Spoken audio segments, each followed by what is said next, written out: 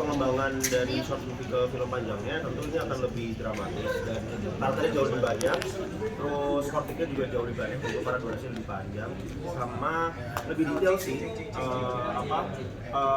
Inspirasi dari ceritanya kan itu akan jauh lebih banyak masuk ke film panjangnya. Mas Raka sama pemain yang lain, kira-kira pandangan kalian bagaimana terhadap kerajinan games? Karena selama ini kan kalau mau menjadi e-sport itu memang harus butuh, sama seperti atlet, mereka juga butuh waktu 8 jam untuk berlatih. Sementara kan kenyataan di Indonesia banyak cita-cita yang negatif tentang anak-anak ke kerajinan games. Pandangan kalian gimana? Gue, kalau menurut aku, kalau soal keranjungan atau soal adiktif terhadap game tersebut sebenarnya balik lagi sesuai potensi anak itu tersebut sih sebenarnya. Apakah mereka emang bermimpi tersebut atau memang menurut aku lebih di titik dimana observasi aja gitu. Kalau misalnya emang suatu hal yang berlebihan kan emang tidak baik gitu.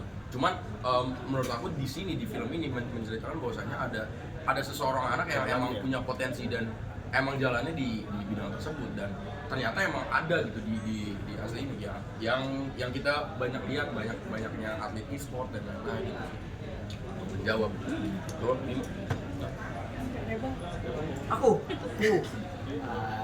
aku tuh lebih ke karena aku juga tidak aku main game tapi aku tidak sebegitu main game banget gitu, tapi melihat generasi sekarang yang marak sekali dengan games-games yang dimainkan, baik lagi yang kayak Jose bilang sih, jadi jatuhnya purpose-nya tuh apa, tujuannya itu apa dulu gitu. Kalau memang ingin menjadi sebuah atlet e-sport ya ada stepnya, ada aturannya juga semuanya. Jadi bukan hanya kecanduan main game sampai pagi gitu kan, tujuannya juga apa gitu. Jadi balik lagi ke individu masing-masing dan tujuannya apa juga sih gitu. Jadi karena mungkin juga ini sesuatu yang baru, jadi masih abu-abu juga, jadi iya masih belum ada cakepnya juga gitu. Ada mau nambahin sih sebenarnya kalian harus lebih menyadari potensi itu sih sebenarnya untuk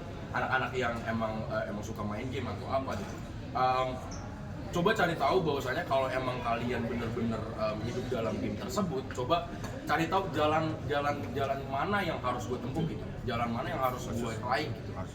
Kayak misalnya ternyata emang bukan cuma main game sekarang, emang bisa jadi profesi gitu loh.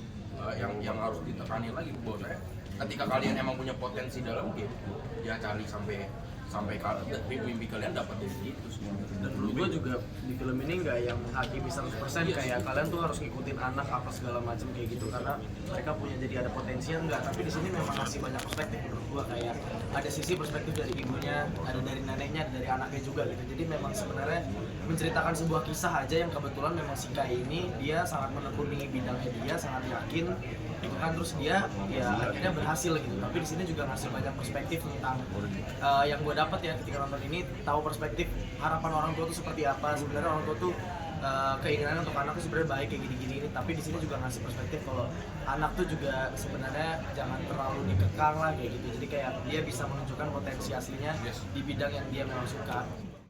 Ya seru banget, kita memang karena kita bertiga memang main Mobile Legends gitu, jadi pas kita reading gitu dan kebetulan karena memang semuanya anak muda gitu kan, jadi kayak ya udah kita ngobrolnya nyampur aja gitu, terus kayak Gue jago banget. biasa aja. Dulu ini mas LPG juga Iritel gue jago. tapi yang mungkin belum sempat dimention sama kita di dalam tadi yang kita rasakan dan gue pribadi rasakan tuh yang bikin happy adalah dari antara kita bertiga, gue, Bima dan Josi tuh kami di luar pekerjaan juga berteman gitu, dan ketika kami disatukan di satu project terlalu diperhatiin. Ketika disatuin di satu project tuh terkadang apalagi kita di umur yang sama, egonya tuh kan masih sama-sama tinggi ya.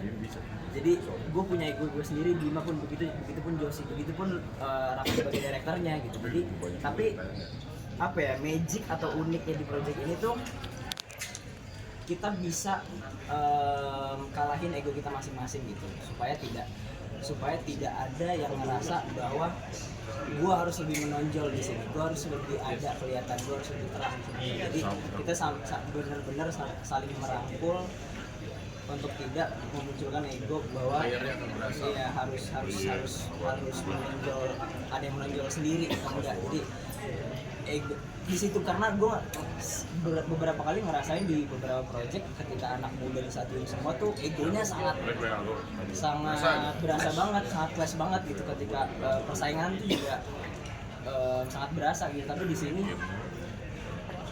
syukur alhamdulillah tidak terjadi gitu sih. Itu yang mungkin yang bikin lancar gitu. Apakah ada kayak atlet e-sportnya juga yang jadi super ini?